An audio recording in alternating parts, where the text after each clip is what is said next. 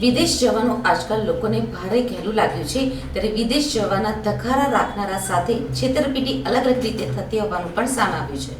2021માં OP Jaydeep મોજીદ્રાએ તેના ભાગીદાર આગમ પરમાર, રક્ષિત પટેલ તથા વિનીત પરમાર સાથે મળી વડોદરામાં વિઝાની પ્રોસેસ તથા વિઝા અપાવવાના કામ બાબતની ઓફિસ ચાલુ કરી હતી. એ દરમિયાન પોરબંદરમાં કસ્ટમરોને વિઝા અપાવવાનું કામ કરતા ભાવિનભાઈ સાથે ઓળખાણ થઈ હતી. આ ભાવિનભાઈ થકી તેને પોરબંદર જિલ્લામાંથી 12 જેટલા કસ્ટમરોને કેનેડા તથા રોમાનિયા દેશના વર્ક વિઝા અપાવવાનું કામ મળ્યું હતું. આ તમામે અડધા પૈસા ભાવિનભાઈને આપ્યા હતા. તે પૈસા ભાવિનભાઈએ જયદીપભાઈને આપ્યા હતા. બાકીના અડધા કસ્ટમરોએ જયદીપ મોજીદ્રાને રૂપિયા આપ્યા હતા.